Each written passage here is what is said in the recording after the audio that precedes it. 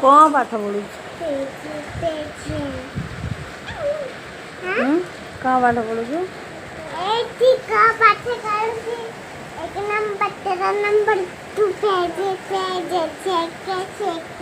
कौन पाठ पढ़ा भर गाना गाऊ? पाठ पढ़ार इच्छा अच्छी? आपको 1 नंबर 2 नंबर कहूँ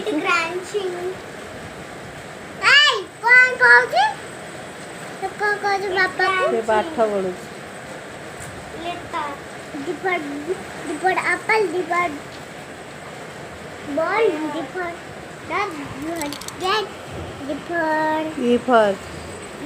elephant. A for fish.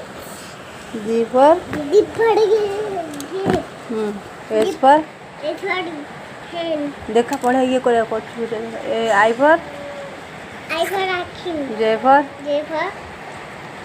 jog. K for action. K for tiger. K for tiger. K for tiger. Good गाल ना तमें के फर कह दियो के फर कौन K for kite L for